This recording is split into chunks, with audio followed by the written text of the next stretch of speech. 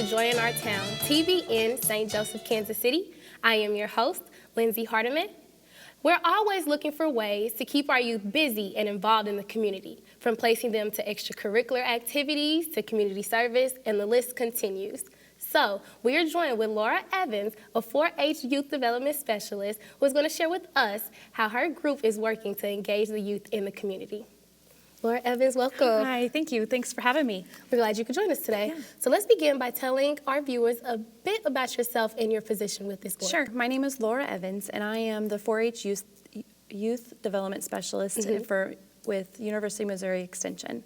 All right, so what exactly is 4-H and why was there a need for this in our community? Sure, absolutely. Did you know that 4-H is actually a national youth organization? And yes, and Missouri Missouri 4-H strives to provide opportunities for youth to be engaged with adults as a valued and contributing member in their communities. It is also where youth and adults can work together in a loving environment to learn and grow and work together for a positive change. All right, so you said the youth and the adults are coming together to create a positive change. So what skills are taught through this organization? Like what exactly happens at 4-H?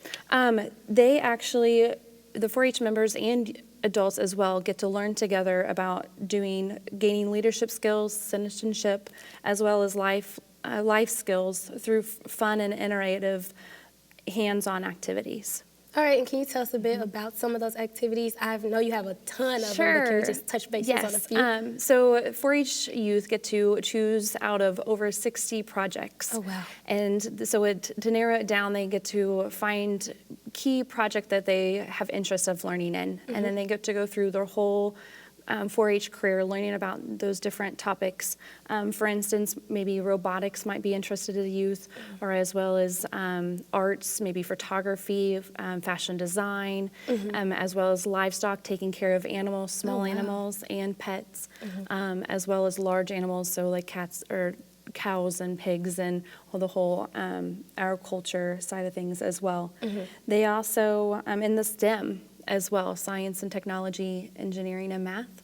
We have plenty of projects to link them all together. All right, and so from learning these skills, they get to carry on into career goals if they wanted to. Absolutely, you bet. That's wonderful. And as well as life skills of maybe sewing on a button to doing financial statements and working baking things. So there's tons of places and tons of projects that any youth in the community can plug in and learn and take those life skills and take them on to their adulthood. All right. Okay, so we have your pamphlet here, and we have the cover here with 4 H's. Can you tell me what does each H stand for? Sure. The 4 H's stand for head, heart, hands, and health. The head is for clear thinking, to remind us to think clearly and making smart decisions. The heart is for greater loyalty, to giving back to our community. Our hands are larger service, to develop new skills and have fun in improving our community. And our health is for better living and to remind us to live a healthy lifestyle, as well as emotionally and physically as well. All right, so those are kind of like the key values. Those are the big, yes, absolutely. And throughout our 4-H program, each club, they actually pledge. We have a 4-H pledge that actually touches all 4-H clubs. Could you share the pledge with us? The pledge actually goes like this. It's, I pledge my head to clear thinking, my heart to greater loyalty, my hands for larger service, for my health for better living, for my club, my community, and my country, and my world. Yes. That was good. All right, we're going to just pause for a second and put some information on the screen for our viewers at home. If you would like to get more information about this 4-H development program, you can give them a call on the number located on the screen at 816-270-2141 or visit the website at extension.missouri.edu. All right, so we've heard about all the wonderful things they get taught and learned at these organizations, but what are some membership requirements to even get a part of it? Sure, and no matter if you're 5 years old or 18 years old, there's definitely ways for you to be involved in 4-H. You can work independently, or you can work within a club. You can as well as commit only to 6 weeks to clear up to a year or even a lifetime. So there's definitely opportunity for no matter what your situation is, there's definitely opportunity for you in 4-H or for any youth in 4-H. All right, so you said you can pick between, 6 weeks up to a year or even a lifetime. Yep. Is there a specific time when I have to get involved with it, or I can just You can give plug you a in call and just do it? anytime. October 1st is usually our typical enrollment date, but feel free to get a hold of your local extension office, and we'll get you enrolled and get you signed up for that year. All right, so you said you have a 4-H independent group. Can you Yes. give us some more information So about if that you're one? if you like to participate independently, it gives the opportunity for 4-Hers to kind of go on their own pace and to take time to learn about 4-H and the values of 4-H, but do it independently. All right, and what about the single projects clubs? Sure. We have a couple of them. They're currently called our countywide projects. We have horsemanship, we have foods, air rifle, archery. We have tons of we have actually 11 here in Platte County, but I know other counties have plenty more, so definitely check with your local extension office and get more information there too. And is there an age group on that one? No, it all ranges from anywhere 5 to 18. All right, and what about the community clubs? Our community clubs are open up to all. Anybody can pick up in about any time. There are some enrollment fees and tie with it, but we try to keep it at a minimum cost. All right, and then the last one I'm going to touch base on is Sure. the Culver's Kids Club. Clover Kids. Clover Kids are from ages 5 to 7, so it's actually get to explore the 4-H curriculums, and so they get to explore maybe the project clubs or it's just a time for them to explore 4-H and have the opportunity to grow in the 4-H world. To get acquainted with Yes, it. absolutely. Gotcha. Yeah. All right, so you said parents and adults work with this organization as well. So how do they go about getting involved? Sure, we have a lot of volunteers. Every project club, even our community clubs are all led by our volunteers. We appreciate our volunteers greatly. Adults, if they have an interest of leading a project club, if they have an interest of sewing or maybe even livestock or have any common interest, they would feel the need to be able to teach youth in the community. We encourage them to contact us and we get it set up. We screen all of our volunteers background checks, but to keep our families safe. But so anywhere from they can be committed to a year to even 6 weeks. So even maybe an hour, we can fit them into our program. Just however you're trying to give into the community, you'll take them. Yeah. And they don't necessarily have to be parents. It could be anyone, Okay. anybody of any age. All We right. love to have them. All right. Yeah. All right, so viewers, if you would like to volunteer your time or just simply want more information, again, you can call that number located on the screen at 816-270-2141 or visit that website at extension.missouri.edu. All right, so how long have you been with this organization?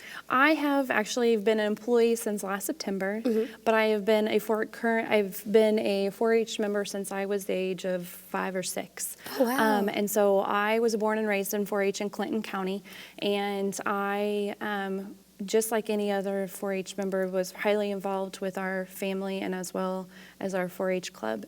So 4-H, you can say my blood is green. Gotcha. So what type of impact have you seen in the community with this organization, Sure. with the youth and community?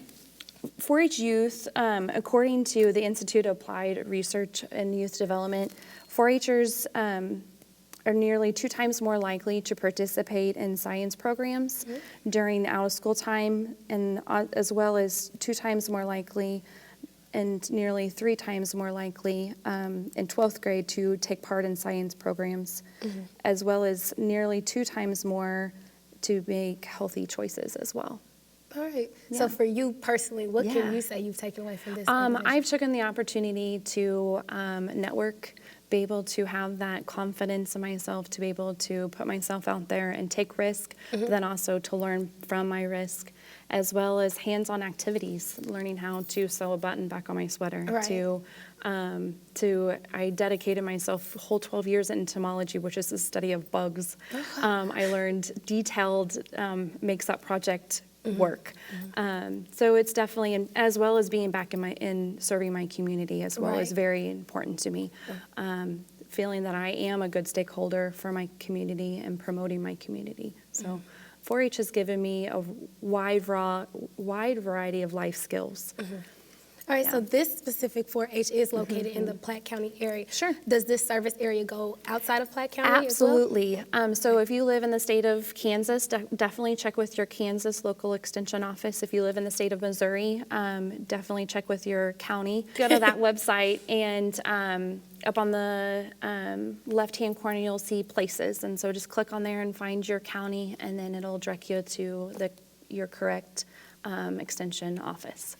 All right, so in closing, our last few minutes here, has there been any students that you've worked with personally come back and just share their stories and how they, maybe from these different organizations and activities they have here, they got involved in a career path? Have you had any of those stories? And so within 4-H, we definitely encourage our youth to pursue their interest of career path. Right. And so it's very rewarding for myself and other actually youth development specialists to get connected again as they branch out and they leave the nest to go on.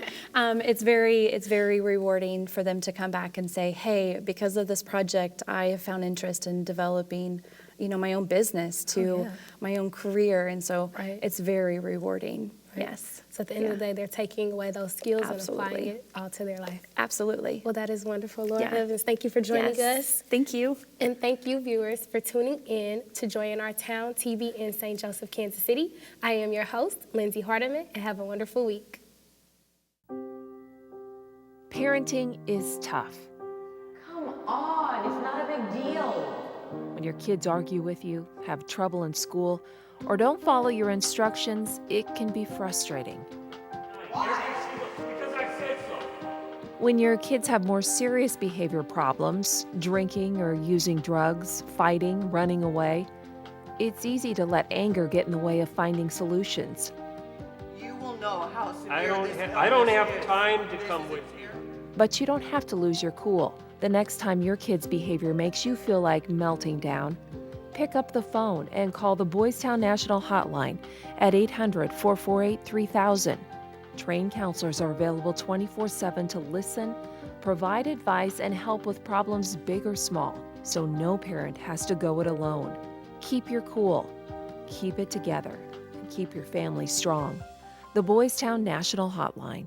KTAJ TV16 would like to encourage you to partner with TBN in collecting items for a local outreach ministry. The Grace House, located at 2638 Lafayette in St. Joseph, is accepting your gently used clothing and household items. All items can be dropped off at the Grace House Tuesdays from 7 a.m. until 4:30 p.m.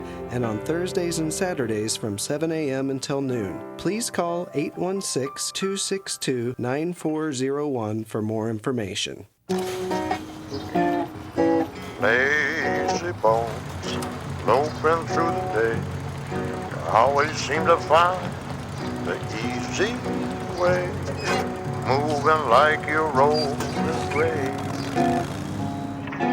Never heard a word I say.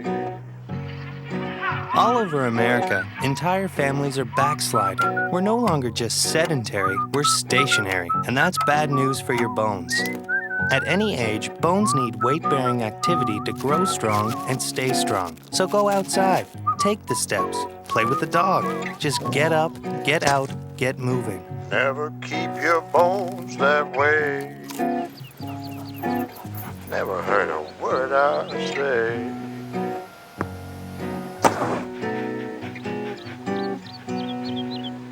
A public service message from the American Academy of Orthopedic Surgeons.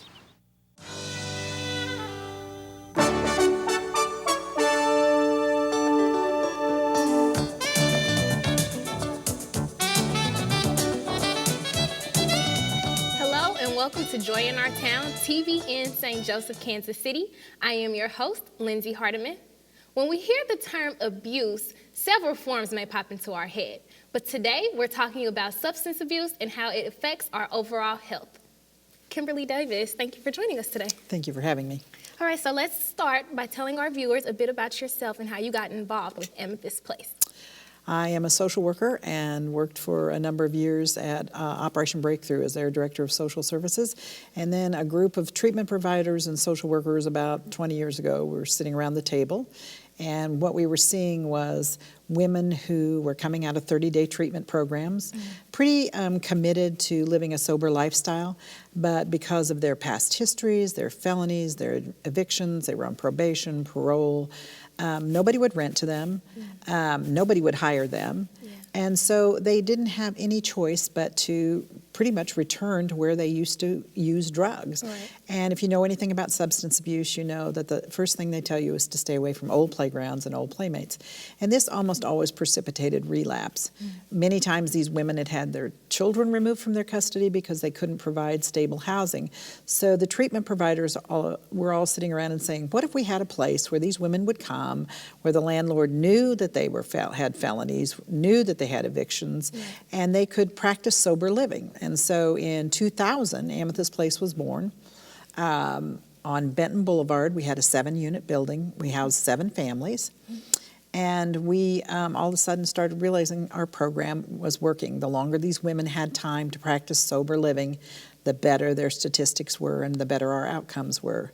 So in 2009, we got additional space at our current location at 27th and Troost, and we could house 11 families at that location. Yeah, that number grew. It did, and then the subsequent years, we are now up to 38 families at our 27th and Troost location, and that's 100 women and children. They are all recovering addicts, and they all live there with their children. That's wonderful. All right, so can you tell us what is drug addiction? What are some signs of it? Drug addiction is just the use and abuse of, it can be a controlled substance, it can be prescription medicine, or it can be illegal drugs like methamphetamines, crack cocaine, heroin, street drugs, narcotics, things like that. But it is basically, recovering addicts will tell you that seeking drugs and obtaining drugs became their entire lives. And it didn't matter if they burned bridges with their families, with their friends. It doesn't matter if they lost their children. Wow. The number one issue in their life was just to obtain these drugs. And it could be by going to a physician and getting prescription for narcotics. Some clients go from doctor to doctor in an effort to get narcotics, right. But a lot of what we see at Amethyst Place is street drugs. All right, and how quickly can they become addicted to these drugs? I've had clients tell me that the first time they used a certain drug, they knew that they were hooked, right. and then securing that drug became their entire life. Okay, so what happens if someone has mental health problems and they start using drugs? How does that affect them? You know, that is a very, very common problem that we see at Amethyst Place. About 90% of the clients that we serve are dually diagnosed, which means that they have a mental health problem and a substance abuse addiction. And so what we feel is that sometimes people who had mental health problems would start seeking drugs illegally because it made them feel better. Something made them feel less depressed. Something made them feel less anxious. And so they were using, really, a lot of our clients were using drugs to mask their mental health symptoms. Yeah. So what we try to do at Amethyst Place when a mom comes in is we try to get to one of the mental health treatment centers immediately, get them diagnosed and on some proper medication. And a lot of them will tell me, you know, I was so depressed that I just started smoking weed, and then one thing led to the next to the next. Right, and that's the thing, like once you start something, there's that domino effect with it. Correct. All right, so can you tell me what are some unique needs of women with these substance abuse disorders? They need a second chance and a third chance and sometimes even a fourth chance. Just gotta stick there with them. They need a safe place to live. They need a lot of encouragement. At Amethyst Place, when a woman comes to us, we pretty much throw the book of supports at her. We have a mentoring program that pairs a woman with 2 friends in the community. They could be physicians, they could be attorneys, they could be some retirees, but our clients a lot of times don't have a notion of what a healthy relationship looks like. And then we have a tutoring program. We pretty much insist if they don't have their GEDs that they quit whatever job they are currently have and get their GED. So we have volunteer tutors who come to Amethyst Place regularly. And then we have a full-time therapist who works with the moms because many of them are getting custody of their children returned to them at Amethyst Place. Some of the moms will say, this is the first time I've ever parented sober. So the therapist works with them to overcome a lot of issues about that. All right, so we're going to take a few moments to put some information on the screen for our viewers at home. If you would like to get more information about Amethyst Place, you can visit their website located on the screen at amethyst place.org, or you can call the number at 816-231-8782. All right, so let's talk about some of the effects that has on these women when they use drugs. What are some short-term effects and what are some long-term effects?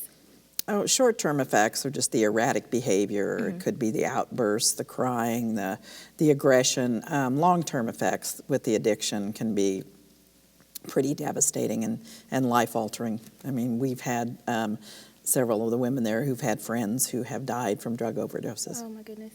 Yeah. All right, and so overall, as far as their health goes, how does this substance abuse affect it?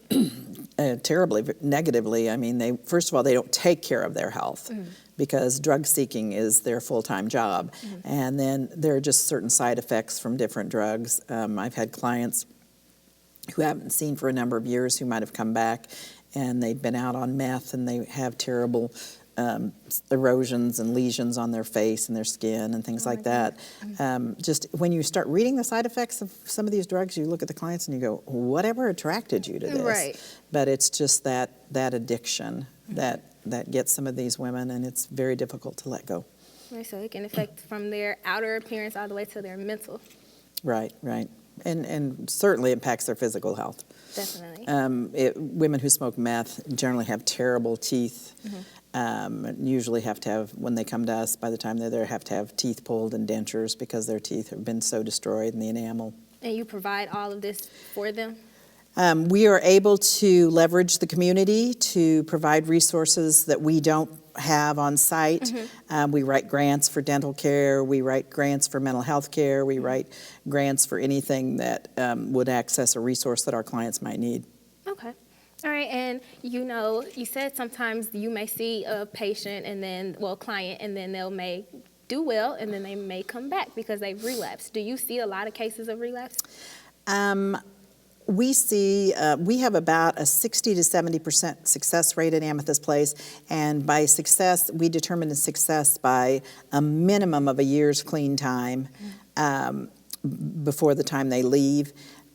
There are many treatment providers who feel that relapse is part of recovery, and that until a client has relapsed, they really aren't in recovery. There's a lot of differing opinions about that, but relapse is not uncommon, and what we try to do is then re-engage them in the treatment process, get them going back to meetings, get them with a sponsor, get them working the steps again, because usually that is kind of the magic formula for recovery.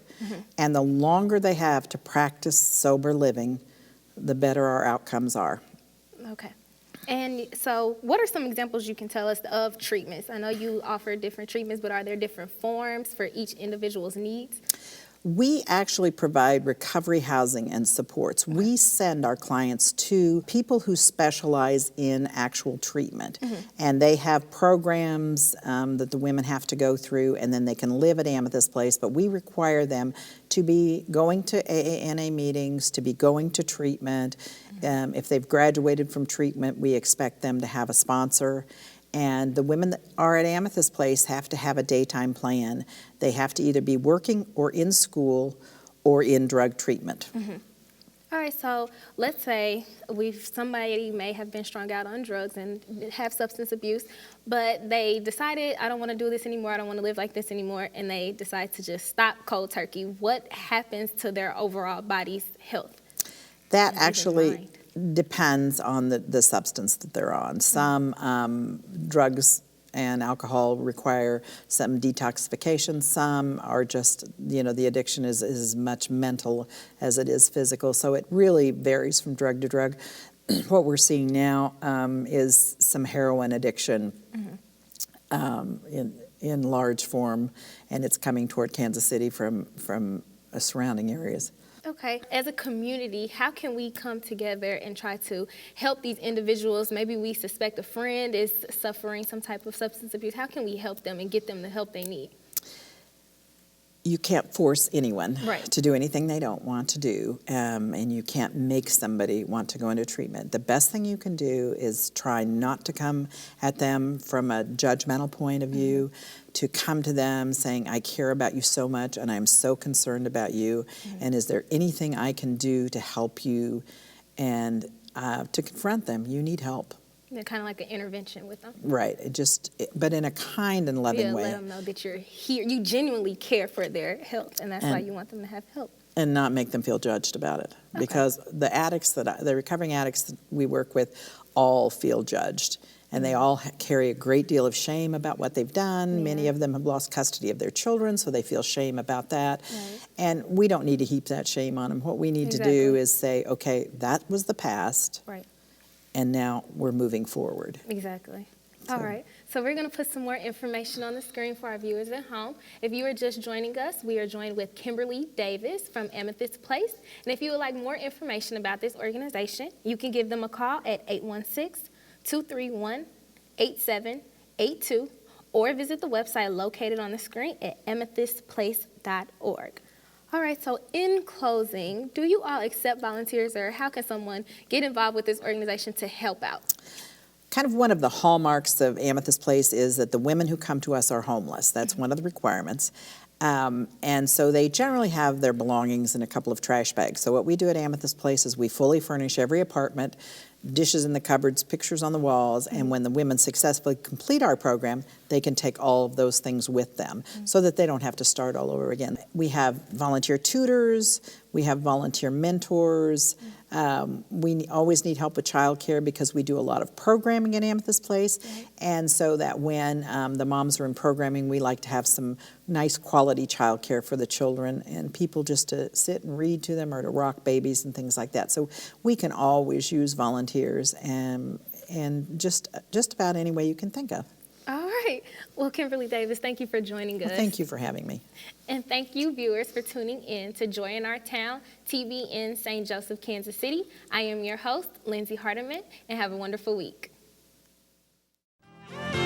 This program has been sponsored by the Trinity Broadcasting Network and made possible by your telephone dollars.